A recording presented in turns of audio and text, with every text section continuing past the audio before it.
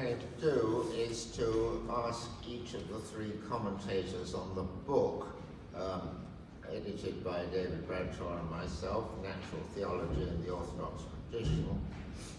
Each of them are going to talk for 12 minutes, and we're not going to have a discussion after each of the presentations, but we're waiting till the end of the three to have a general discussion on the book. And that will be followed by two papers, each of which are relevant to natural theology, but not directly about the book. And I will take first Dr. Joyner and then Mr. Moore. Each of them will talk for 25 minutes, and there'll be a discussion after each of those papers. So, may I invite Doru to comment on the book.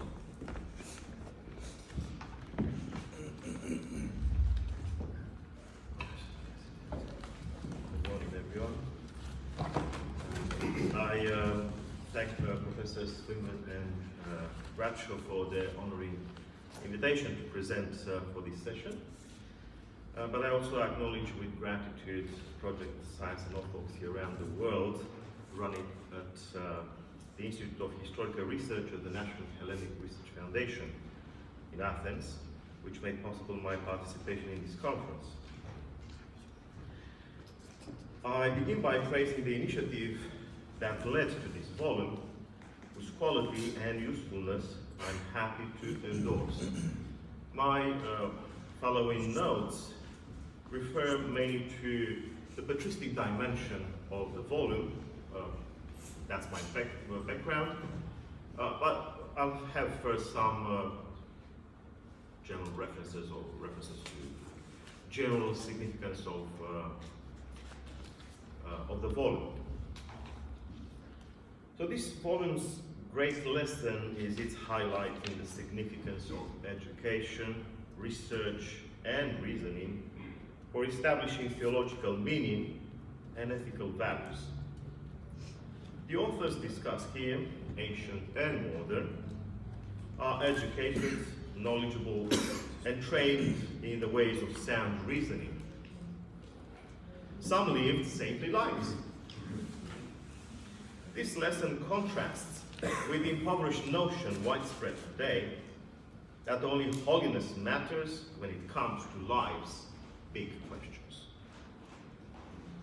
The argument for the saints' preeminence isn't new.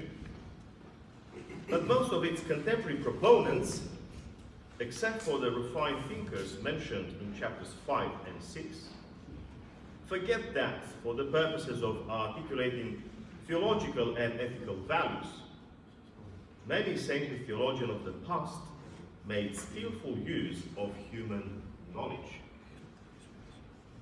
Let's just remember that most of what we call patristic spirituality and ethics is based, at least terminologically, conceptually, on Stoic ethics.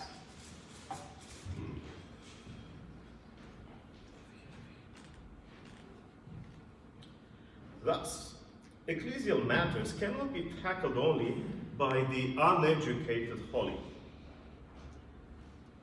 Such matters require a multidisciplinary treatment, or, as the introduction and chapters 2 and 4 in this volume have it, a combination of experiential and speculative approaches. A related lesson is the reminder in chapter 1 that the great theologians of the past capitalized on arguments formulated by other cultures, which they adopted, reinterpreted, and developed.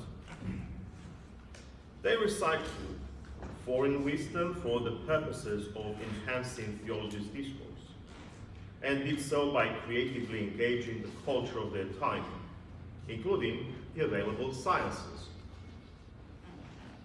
To engage culture might look strange to some, but chapter 7 reminds us that traditionally Orthodox theology develops connected yet distinct discourses for those within and for outsiders.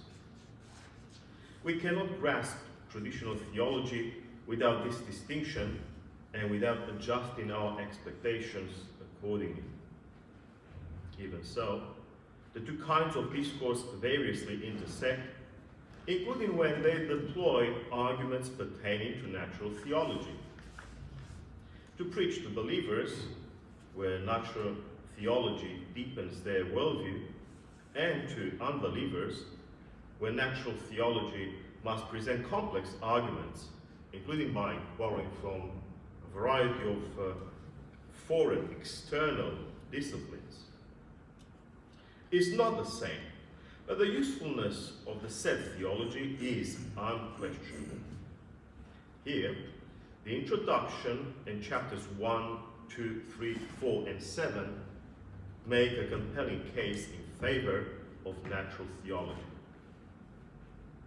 In places, however, natural theology is viewed as a standalone discipline.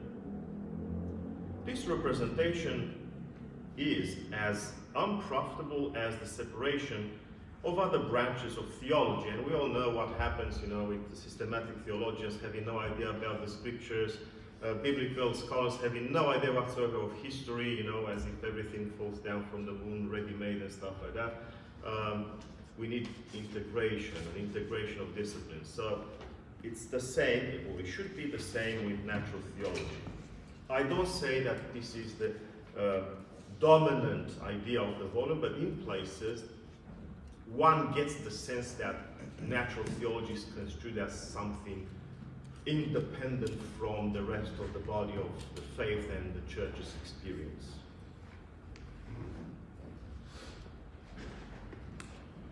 So it's unprofitable, and it is so foremost because natural theology in its classical form of logical persuasion is of little consequence today. It's not that its logic is faulty. As chapter 7 shows, it actually is sophisticated. It is inconsequential because our scientific culture does not draw conclusions on logic only. Conclusions must be tested experimentally and substantiated factually. A different kind of rational persuasion is therefore needed. One that builds, say, upon scientifically established facts and the experiences of the saints. Moreover, one that works not apart from, but at the nexus of many disciplines in patristic fashion. For patristic theology integrates various perspectives and approaches. Regarding the patristic grounds of this project of retrieval, several issues are noticeable.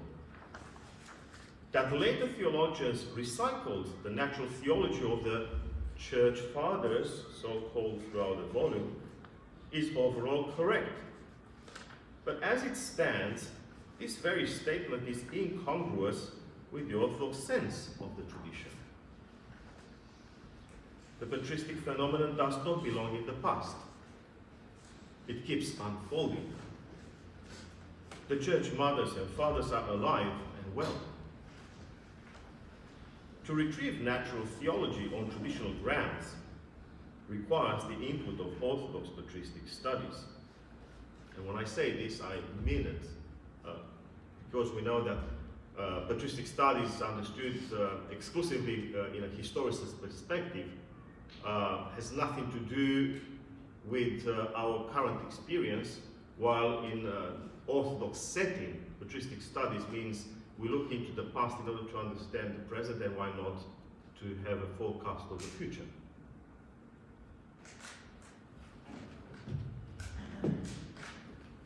Yet, this is not so obvious here, despite the many patristic quotations. The same goes for the treatment of patristic material sometimes, only rarely, not too often, after the copy-paste manner and without hermeneutical consideration. This isn't helpful.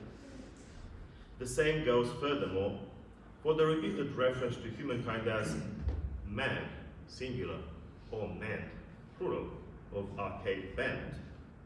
It's not patristic to get insensitively archaic. Our purpose is to reach out to contemporary audiences not to bar access to the message. The same goes again for the recurrent point that natural theology should take the known course of logical persuasion. But the theologians of the revered past developed logical arguments because it was integral to the culture of their time, not because it would be the only way. We are people of our age who must engage the culture of our own time, where logic needs to be substantiated by evidence that originates in experimentally validated theories. To close the loop of my introductory remarks, I end by expressing my partial agreement with the experiential aspect of theology discussed in chapters 5 and 6. I believe that it is the saints' transformative experiences and mystical perception, ultimately, not compelling reasoning, that present the best proof of God. And I'm happy to report that in several places of this volume, we had precisely this point made quite clearly. But I say partial for several reasons. First, as Saints Seraphim of Sarov and Silouan the Athonite emphasize, the saints aren't infallible and therefore can be wrong. We need a cloud of witnesses to establish the truth, not reductionist approaches. Our quest for truth, beauty, and goodness must draw upon various fields and perspectives, including natural theology. Second, once again, accepted evidence is not only experiential rather than rational. As chapter 7 shows, it should also be experimentally established through scientifically engaged theological endeavors. A redrafted modern natural theology can be of great help here. Third, related, while I side with experiential theology, I'm convinced that the modern natural theology could be very useful for reaching out to the world. But it would be even more if we understood it as integral to the patristic method of nature contemplation, an aspect this volume deliberately leaves out. There you have it, more problems, but this by no means obscures the value of this volume. And here is where I put the matter to rest.